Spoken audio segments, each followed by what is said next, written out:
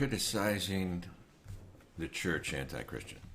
Welcome back to Church Without Walls. I'm John, and you are? I'm Peyton. Peyton. And we're glad to have you back. I'm going to take a little time to talk about the Bible today, but it's not going to be a Bible podcast today. It's going to be about the church, another sacred cow that modern apologists feel is part of the calling to defend. There's that one verse that gives energy and inspiration to all Christian apologetics, and we really leave out a lot. It says, "Be ready to give every man an answer who asks." We seem to leave out the "who asks" part and just interject our proselytizing or our presentation. We look more like Fuller brush salesmen. We look more like we're pushing Cutco steak knives or something like that than talking about the joy that wells up within us. We think it's about some kind of deep answer to Enlightenment thinking where we need to roll out arguments, philosophical arguments, from the Kalam cosmological argument to the fine-tuning argument and other things. And it's not. It's really way simpler than that. It's be ready to give every man an answer who asks. With meekness. To do it with meekness, not as the young apologists and the old apologists do it, with bitterness and vigor, or I should say vim and vigor, with almost anger in their heart towards the opposition, like they're going to crush the atheists or crush the opposition instead of trying to woo them and persuade or convince somebody. And again, it's everyone who asks, it's with meekness, and it's not the fine-tuning of the universe, it's the hope that resides within you. If that hope isn't Jesus Christ and your relationship with Jesus Christ and how the teaching, the work and the teaching of Jesus Christ has transformed you as a human being, has led you to love more and forgive more and to help others and to empathize with others. If it isn't that, it isn't called for, at least not from that passage. You have to create a whole new understanding to change that calling into something that it's clearly not. And so all of modern apologetics, I think, fails in this way. I think you have to go back to C.S. Lewis to find somebody who actually got it. But from Frank Turek to the detective and all the rest of these guys who look at the opposition in kind of a combat motif, I think it's all doing a disservice. But one of these areas, I've been not critical of the Bible lately. People have been saying, "Why are you so critical of the Bible?" No, I'm critical of bibliolatry. I'm critical of the way a lot of Christians look at the Bible and misuse it and oversell it and make it, the fourth member of the Godhead. Recently, and if you look at our YouTube thumbnail, you'll see to the right, you'll see a YouTube thumbnail for the latest Ear Biscuits podcast called Rhett Bought a Bible, Deconstruction 2 years later. So let me just say something about that before I get to Jesus knocking at the door. All right? Rhett came out with a wonderful podcast. We shared it on our Facebook, The Sparrow's Call page, where he talks about how 2 years after explaining his deconstruction, not 2 years after his deconstruction, but 2 years after publicly explaining it, he's giving you a general idea of where he's at spiritually. And, well, he admits to, in the past, being triggered by the Bible, like setting the Bible aside and not wanting to read it, or even hearing verse quoted, being triggered by it because of the bad experience he had in evangelicalism.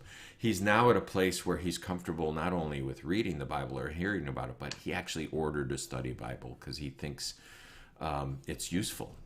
Now, I want to get to that, but first let me just say this. One aspect of deconstruction, one aspect of coming to the conclusion that the Bible is not the inerrant, authoritative Word of God, that, like, human beings actually had something to do with the writing of it, the collecting of it, the preserving of it, the translating of it, and the canonization of it. When you finally realize that there are contradictions in the Bible because biblical authors disagreed with each other, when you finally realize that God didn't dictate it, whisper it in somebody's ear magically, and that every word there is God-breathed, then you go through a phase where you throw it out. You leave it at the curb, for bulk pickup. And you could be triggered by it when you've come to that conclusion. And Rhett, I call him Brett. Rhett tells he gives this wonderful analogy, and he says, look, let's say you grew up in a community that thought that J.R.R. Tolkien's, Hobbit and Lord of the Rings series was divine, written by a divine author, and the main purpose of it was to give you a certain recollection of what God wants and desires and so forth. And let's say you finally got to a place where you found out that no, that God didn't write it, that J.R.R. Tolkien, who might have been inspired by God, wrote it. And you get to that point, and you have two choices. One of the choices is to reflexively say, wow, I was lied to, I was wrong all this time. The Hobbit and the Lord of the Rings is not what I thought it was, so I'm just going to walk away from it, and I don't want to ever see it or hear it again. The movies, everything about it. And the other option is to realize that you were wrong and that you were told something that wasn't true about it, but not to hold it against the work, but to hold it against your view of the work. Because if you hold to that path, you won't miss the beauty of the book. You won't miss all the truisms that are found in Tolkien's work. You will actually be able to glean the wonderful and the beautiful inspired sections, and the wonder of the story and the epic journey that is the Lord of the Rings. Wendy texted me, have you started yet? I'm not seeing you on Facebook. Unfortunately, folks, the Facebook stream wasn't working today, so we're just really on YouTube, and we'll share it to Facebook later. Do you want to go tell Mom that? Can't I just text her? Yeah, text her. Jeez. Oh, see? I have a phone, You are a genius. Thank you, Nikki Gertis, for my favorite cup. So where are we? So he uses this great analogy, and he says, don't throw Tolkien out with the bathwater, right? Don't be angry or bitter at Tolkien, because Tolkien never sold it as that. And it should never have been presented as that. And if you walk away from it and you're triggered by it, you're going to miss the beauty that is actually there. That is resonant within the work. So Rhett, after 2 years of being triggered by it and having walked away from it and having completely rejected it as a fount of anything worthy of his attention, has come around to a place where, from the reading of other books and people who see the stories in the Bible as a really valuable source of ancient wisdom, and that even which some of that ancient wisdom can be applied into our very similar human-like situations. Rhett has finally gotten to the point where he ordered a study Bible because he's excited about coming back to the Bible with this right attitude toward it. And he's excited about what he might learn from the Bible now that he has, escaped Plato's cave and got off the Amish plantation. He's scaled the wall of M. Night Shyamalan's village, and he's ready to enjoy, like a big gulp and sit down and read the Bible for like the first time with virgin eyes. even though he's read through the Bible multiple times before. So now he's ready to accept it and enjoy it as a work of wisdom, and to see it, to appreciate the poetry, to appreciate the stories, to see what he can glean from it. Not that he'll take it all as the authoritative word of God, as how to direct every step and to make every decision in his life, but that he can look to it and see why it is a bestseller, to see why it has been revered and respected throughout the ages. So I would suggest to you to listen or view, because it's both a podcast and on YouTube. So listen or view the latest episode of Ear Biscuits, because Rhett is this week's story about where he is 2 years after publicly proclaiming not only his deconstruction, but his deconversion. And then next week, Link is going to share his place. And I don't know that Link is in the same place as Rhett. From the comments he made during Rhett's conversation, I don't think they're in the same place. But I think Rhett is in a very healthy place. This is what I've been trying to say. I said to my wife the other day, I said, listen, this is what I've been trying to do with people when it comes to the Bible. I'm not trying to tell them to throw it out, to kick it to the curb, to never open it again, to let it collect dust. But to appreciate it for what it is and for what it says about itself. And, kind of what Pete Enns says, that's not how to use the Bible, but there is a way to use the Bible that for normal people. And so we're kind of trying to make that argument to people who've grown up in Plato's cave, who've grown up on the wrong side of the wall of M. Night Shyamalan's village, who've grown up with this bibliolatry that the Bible, was passed down like the golden tablets to the Mormons, or like the dictation that Muhammad received in the cave from Michael. Michael, I guess, is the source from all this. But so it's a way to again begin to appreciate the Bible. Just if you're in that state where you're bitter about your upbringing and you've deconstructed and you're blaming the Bible and maybe all of Christianity, maybe even Christ, for what you went through in your particular denomination or your particular church experience, I would just say to you, give Rhett a listen and see if maybe you can't get a little bit further down the path where you start to make a distinction between what was unhealthy and necessary in your deconstruction and what might be a too extreme response to your deconstruction. So I'll leave that there, and maybe we'll take this up more next week after I've listened to Link as well. Maybe we'll do another Rhett and Link episode. We've done 2 already. Maybe we'll do a third one, because I know Rhett and Link are popular with more than just this host. That looks pretty cool for somebody who wasn't inspired this morning. But, we should go to Peyton Cam real quick. Peyton Cam, so you guys could see what she's doing. So anyway, here we go, folks. What am I inspired to talk to you about today? And that is this criticism of the church that you see growing. It's a crescendo now. It might have been a peep a decade or 2 ago, and now there's a whole crescendo of criticism of at least the evangelical church. And this morning I awoke to a friend of mine who lives across the globe, really, in Papua New Guinea, and he was wringing his hands over yet another criticism of the evangelical church from the tentative apologist Randall Rouser, who, if you don't read Randall Rouser, you should. Randall Rouser is just a wonderful voice, very provocative. He can get you to think about things and really to challenge some of your own presuppositions and possibly misconceptions. But Randall Rouser put up just kind of a joke of a meme that is basically saying the evangelical church is to Christianity what Kraft singles are to cheese. And this guy was just finally had enough, and he's like, I'm sick of all the criticism of the evangelical church.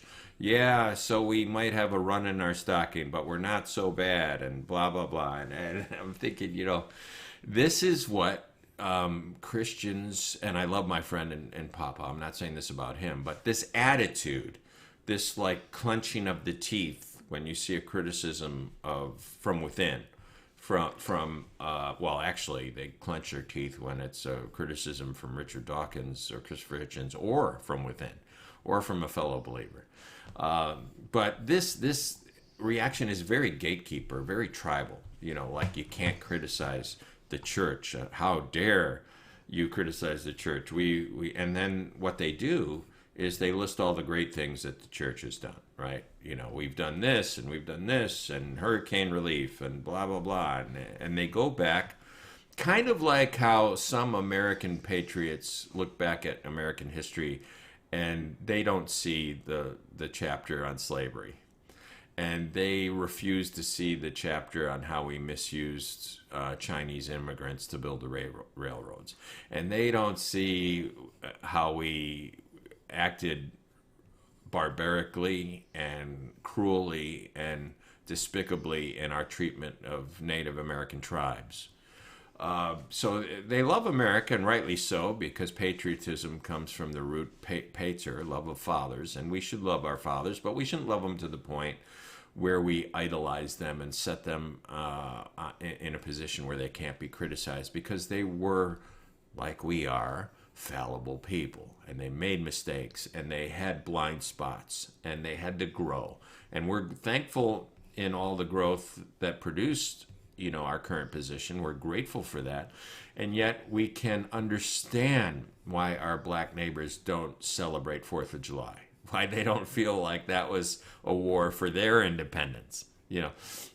We can understand how some of our Native American brothers and sisters have a bitterness towards how they've been treated, and how life on the reservation has really been a demeaning experience for many of their youth, and for women and so forth. And so, loving your country doesn't mean that you hide from its missteps or the egregious chapters that we're embarrassed about. I mean, it's holding up the truth and saying, yeah, we could have done better. We should have done better. Let's do better now that the ball is in our court, that our generation and our children are growing up. Let's not make the mistakes of our fathers. Let's learn from their mistakes, and let's be inspired by their victories, and let's pass the torch to the next generation by not being unaware of the telephone pole in our own eye. But so I just want to talk about this idea within modern Christian apologetics that any criticism of the church is over the top and maybe even anti-Christian. Is it anti-Christian to criticize the church? And I'll be honest with you, you have to throw out half of the New Testament if you think so. Paul's letters to the churches and Christ's letters to the churches found in half of the New Testament for Paul, and in the first 3 chapters of Revelation, if you take that those were written by Christ, those letters, or at least communicated effectively as written by Christ, those letters aren't love letters. They're not softball puff pieces. They're not Reader's Digest. Oh, you should go on this vacation, or this is the greatest resort in the world. They're criticisms. In many cases, what Paul writes to the Galatians and what Christ writes to the church at Laodicea is no different than what Randall Rouser writes about the American church that has been distracted by something that's not mere Christianity, that has accepted Christianity, Christ plus patriotism. Remember in the Screwtape Letters, the demon wanted his understudy to confound the Christian under his watch by making him either an extreme patriot or an extreme pacifist. And the idea was it didn't matter which he chose. It wasn't like one is more dastardly or more devious than the other.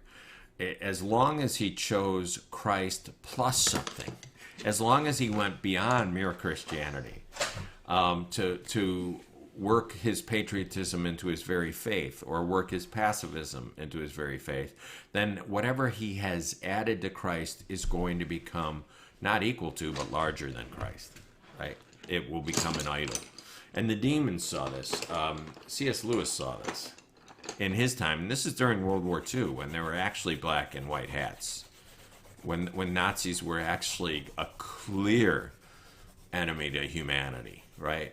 So this is when he wrote this, the Screw Tape Letters. So, and here we have it. So I want to share just to you what Christ says to the Church of Laodicea. But if you go back and read Paul's letter to the Corinthians or Paul's letter to the Galatians, even some of what Paul says to the Philippians and the Ephesians and the Colossians, they weren't all positive, go attaboys. They weren't all pats on the back saying, you've really got this. You're really nailing the Christian life, and I'm so proud of you, son. If this was a letter written to a son in college, it was like, dude, I just got the credit card bill. What are you doing? Or, I heard mom just visited and there's trash all over your dorm room, pizza and beer cans from a week ago, and your grades are suffering. What the hell is going on? This is what some of the writing was. Paul in the Galatian church calls them fools. He calls them bewitched. He calls them, for taking their eye off the ball. He basically says, I hope the false teachers in your midst that you're celebrating, that you're elevating, to apostle status, I hope they castrate themselves. Wow. Don't have any progeny. Paul uses really strong language there. And if Christopher Hitchens looked at the Galatian church and said the same things, it would be just as true as what the apostle said. His observations, even his conclusions that God's not in that, would be just as accurate as what Paul says. And somebody with a humility and a meekness to realize that we all have the drunk uncle, or maybe we're the drunk uncle in our family, needs to realize that it's not just mom that could call out her drunk brother. If the neighbor, if the drunk uncle urinates on the neighbor's lawn and leaves his trash on the neighbor's lawn, why can't he say, hey, this is not only irregular, but, awful behavior. Get it together. Why do we react so scornfully to those who point out that the church is fallible? Of course the church is fallible. Have we not read both testaments? I mean, half of the Old Testament is God railing against the one true church, his bride, his adulterous wife, his ungrateful children. That's half the Old Testament. And he's warning them that, he's going to spank them, or he's going to write them out of the will if they keep it up, or he's going to divorce. He's going to send a bill of divorcement to his wife, who's continuously, falling into sexual predilection. How do we miss this? How do we miss that in the Old Testament? How do we miss it in the New? How do we miss Paul's words to the Galatians? How about Jesus? Let's look at this for a second. This is in Revelation 3, the portion of the 7 letters to the 7 churches where Christ addresses Laodicea, 3rd chapter, 14th verse. And I'm doing the Message Bible. If that confounds you, go to the literal version. Hell, look at the King James if that's your preference. Write to Laodicea. This is a church, folks. Laodicea. To the messenger of the church, or the angel of the church. God's yes, the faithful and accurate witness, the first of God's creation, says, I know you inside and out, and I find little to my liking. You're not cold, you're not hot. Far better to be either cold or hot, but you're stale, you're stagnant. You make me want to vomit. I got to stop there for a second because Warren Wiersbe had a great take on this. He's like, this is Christ's way of saying this restaurant sucks. It's my language, not Wiersbe's, but the service here is awful. I mean, I have iced tea for my meal, and the ice melted, 2 minutes into me sitting down, and the waitress or the waiter hasn't refreshed my iced tea. It's lukewarm now, and lukewarm iced tea is garbage, right? And now I have coffee with my dessert, and I like my coffee hot, and it's the same temperature as my warm iced tea. It's my coffee's not hot, my iced tea's not cold, I'm not coming back to this restaurant. I don't know about you. And that's one of my tests. I look at my wife. And if my glass is empty and it's been empty for 5 minutes, I can't enjoy my meal. I look at my wife. I'm like, and she knows the look. She knows, okay, we won't reserve this on open table again because he ain't coming back. Now, in fairness, I was a bartender for a chunk of my upbringing, of my youth, and I really appreciate great service and even good service, but I can't tolerate bad service. I worked in the service industry. After I'd get off of work, we'd go to, what's that breakfast place that everyone goes to? The breakfast place that you go to because it's open all night, you know? You have a beer or two late at night and you get hungry. Pancake House. It's something with a B, I think. I don't know. You know, a typical breakfast place, you'd go there, and if I had a great waiter, I'd overtip. I'd give the guy... King? No, not Burger King. It was like a breakfast, restaurant. I can't think of it now. But anyway, I way overtipped because I was a server, and I gave great service, and I had integrity, and I had pride of service. And look, yeah, you might have a bad day here and there, but don't take it out on your customers. And this is what Wiersbe says about this passage. He says, the iced tea hasn't been refilled. My ice hasn't been refreshed. My coffee is warm at best, but it's not hot. That ruins the meal. You're not coming back to that. Jesus is saying this about Laodicea. He's like, you guys stink. You're stale, you're stagnant. You make me want to vomit. Paul says, I hope you castrate yourself. Jesus says, you make me want to spit you out. You're not a refreshing drink. You're not something that, hits the spot. You're something I want to spit out. And then you brag that you're rich and you've got it made and you need nothing from anyone. Now, you see the mega church here, right? With the indoor Starbucks and the $1 million gymnasiums and the multiple campuses. You brag, I'm rich, I've got it made, I need nothing from anyone. Oblivious to the fact that you're a pitiful, blind beggar, threadbare and homeless. Now, this is not how they view themselves. This might not even be how the world views them, right? Because they look rich and they look privileged. But Christ is looking at them as a spiritual asset and saying you're worthless. You're not an asset. You're a liability. You're a drawback. You're pathetic. Here's what I want you to do. Buy your gold from me. This is a spiritual thing, not a physical thing. Gold that's been through the refiner's fire. It's got no dross. It's quite a rock. Then you'll be rich. You'll be spiritually wealthy. Buy your clothes from me. Clothes designed in heaven. Forget your designer clothes. The nice suits you wear when you're on, your 74 television stations. Forget that. Those are filthy rags. You've gone around half naked long enough. You're not wearing spiritual clothing. You're not wearing the robe of the Father, the multicolored family robe, right? And buy medicine for your eyes because you're blind from me, so you can see, so you can really see.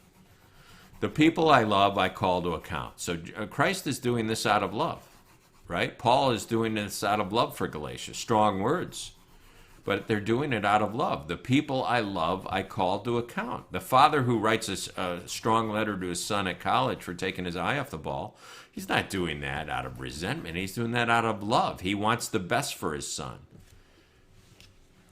Prod, the people I love, I call to account. I prod and I correct and I guide so that they'll live at their best. So up on your feet then, about face, run after God. Look at me. I stand at the door, I knock. If you hear me, call and open the door. I'll come right in and sit down to supper with you. Conquerors will sit alongside me at the head table, just as I, having conquered, took the place of honor at the side of my Father. That's my gift to those who conquer. Are your ears awake? Listen to the wind words, the Spirit blowing through the churches. So what does this mean? Well, you know what the church has done with this passage, folks? They've taken themselves out of the witness box, right? They've reduced the scolding to a pitch for the unbeliever. So whenever you hear people, Christians or even pastors, talk about Jesus standing at the door and knocking, they always have it being like an unbeliever's house or an unbeliever's soul, and Jesus stands there at the door and he knocks and he says, let me come in and make a home in your heart, and then I'll transform your life. I'll save you. But Jesus isn't talking to unbelievers. He's not talking to atheists. He's not talking to people who have no relationship with God or the Bible or Christ or Christians. He's talking to a church, a prominent church that has locked Christ out. They might even have Christ on the name of their church. It might be the first Church of Christ of Laodicea. It might be the first Christian church of Laodicea, right? Christ might be on the church sign, but he's not in the pulpit and he's not in the pew. You can't find him within the walls of the church. As a matter of fact, the door is locked from the inside. He's not welcome there. Christ is knocking on the door. How's he knocking on that door? Maybe it's through Randall Rouser. Maybe, this might be shocking to some. Ooh, careful. It smells like coffee. This might be shocking to some, but maybe not only... Are you okay, sweetie? I did that so I could get this. Oh, so you could put it on there? Nice. Maybe it's not only through Randall Rouser. Maybe it's through the criticism of those who are also locked on the outside of the church. Like Christopher Hitchens. Like Richard Dawkins. Like Rhett McLaughlin. Like John Kirkwood. Now, I'm not locked on the outside of the church in the same way as the men I've just mentioned. I am a follower of Christ, but many within the church think I'm outside of it. And they'd have me there because they don't like this ministry. They can't see its value. Look, here's the funny thing. If you look at Luke 15, which is really the foundation of Wendy and I's ministry, if you look at Luke 15 and you look at the elder brother in the field, There's my glue stick. he wasn't locked out of the house. He was invited by the Father to come sit at the table and enjoy the fellowship, the breaking of the bread and the wine and the fatted calf and the celebration that the little brother was home and restored to fellowship and alive. And yet he wouldn't come in. Now, if you think that Christ criticizing that elder brother in the story and his gentle criticism of the Pharisees in Luke 15 is too harsh, if that makes you wring your hands, if you say, wow, that's over the top, that's uncalled for, you shouldn't compare them to Kraft cheese, fake cheese. Look at how hard he works in the Father's field. Look at the calluses on his hands. They're standing for the Word of God. Look at how they go to church on, Sundays and Wednesday nights, carrying their 30-pound Schofield. Look at all they've done for the Father. You'd look really out of place in that chapter. And yet, why do we do that? Why do we feel we're called to defend the church or church history or our particular denomination or a doctrine that we hold up and elevate higher than we should, or a tribal label like evangelicalism? Why? Why have we become so attached to that which is not mere Christianity, to that which divides instead of unites? I would say screw tape and worm tongue. I would say we shouldn't shy away from criticism of the church. Now all criticism is fair. Obviously, not all criticism of America is fair. I see some people rail against capitalism when capitalism, under restraint, has been one of the greatest engines to move people from poverty to prosperity in the world. When it's brought great privilege, not just to our shores, but to foreign shores. So yeah, there are there unfair criticisms of the United States? Sure, but that doesn't mean there aren't any that are fair. And if you say, you shouldn't criticize the church, you better be careful. You might be standing on the wrong corner in Luke 15. You might be within a church that has a locked door on it. Isn't that cool? That isn't sitting at the table with Christ, that refuses to allow him his proper seat. All right. You asked me, is it cool? I guess I'm done now. I guess I'm good. And I think we're almost ready to go to you. So are you done? Yeah, I spilled some. Do you want to tell that Jewish story? I couldn't remember the whole thing. Why don't you No. give us synopsis? Jesus and Ah. oh no, it wasn't Jesus. It was God and a furnace or something? Yeah. Well, I spilled some Wait, I didn't want wax to do on that. the table so it could dry, and then I put it in the champagne bottle with some tape because Hold it up to that, right? the wax is champagne colored. Oh, so you have a champagne bottle. Are we Yeah. celebrating something? No, it's just a cooler. Oh, it's a cooler. So you have a champagne there's bottle. like a miniature Sprite and beer and some champagne and a whatchamacallit. Whatchamacallit? It's the candy bar called a whatchamacallit. Oh, it's actually a whatchamacallit. Yeah. Oh, so you have a whatchamacallit, a bottle of champagne, a beer, and a Sprite. Yeah. Pretty cool. We don't know what The we're... beer kind of looks like a Coke, though. So it The could beer be looks Coke. like a Coke. Anything else we need to know about this? No, it's just a cooler with some ice. All right, folks. So I'm off my high horse. Thanks to Rhett McLaughlin for inspiring this episode.